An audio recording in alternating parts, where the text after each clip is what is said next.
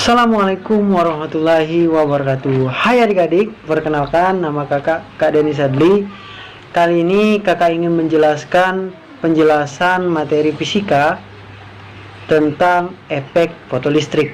Nah, sebelum memasuki pembahasannya, kakak ingin memberitahu dulu. Mungkin adik-adik belum tahu seberapa penting kita mempelajari materi tentang efek fotolistrik ini. Nah, jadi mungkin kalau adik-adik pernah lihat panel surya itu kan sangat bermanfaat untuk kita semua. Kayak yang samping ini, panel surya itu sangat penting. Nah, itu merupakan konsep penerapan dari efek fotolistrik. Selain panel surya, juga ada Juga ada, kalian pasti sudah tahu, yaitu lampu LED. Nah, di lampu LED yang dulunya kita menggunakan lampu pijar, sekarang di rumah-rumah kalian pasti sudah menggunakan lampu LED.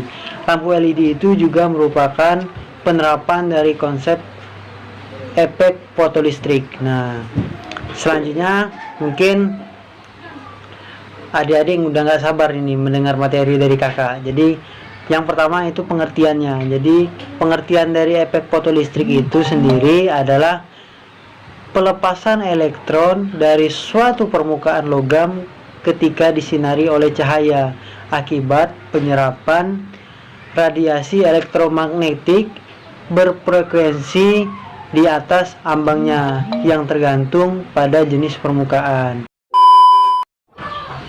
Nah, mungkin dari pengertian tadi adik-adik dan kawan-kawan sudah mulai paham nih tentang efek fotolistrik.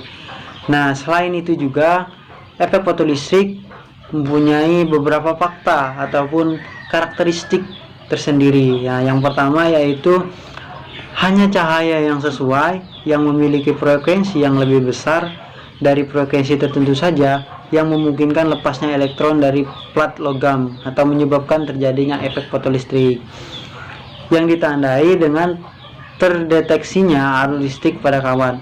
Frekuensi tertentu dari cahaya di mana elektron terlepas dari permukaan logam disebut frekuensi ambang logam.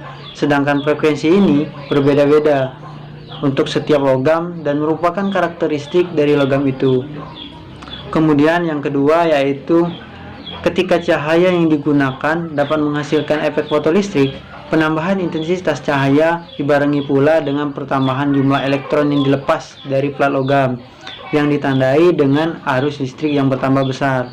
Tetapi efek fotolistrik tidak terjadi untuk cahaya dengan frekuensi yang lebih kecil dari frekuensi ambang meskipun intensitas cahayanya itu diperbesar.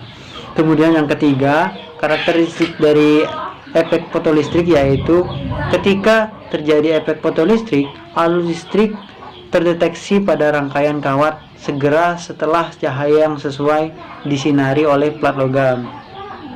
Ini berarti hampir tidak ada selang waktu elektron terbebas dari permukaan logam setelah logam disinari cahaya. Sehingga konsep yang melatar belakangi terjadinya efek fotolistrik adalah bahwa satu elektron menyerap satu kuantum energi. Satu kuantum energi yang diserap elektron digunakan untuk lepas dari logam dan untuk bergerak ke plat logam yang lain. Hal ini dapat dituliskan sebagai energi cahaya sama dengan energi lambang ditambah energi kinetik maksimum elektron, atau E sama dengan WO ditambah EKM. Nah, yang terakhir yaitu sejarahnya. Mungkin teman-teman dan adik-adik pasti bertanya-tanya, sejarah dari penemuan efek fotolistrik ini bagaimana sih?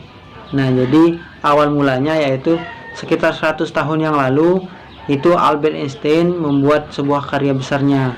Tak tanggung-tanggung, ia membuat 3 buah makalah ilmiah yang menjadikan dirinya ilmuwan paling berpengaruh di abad ke-20.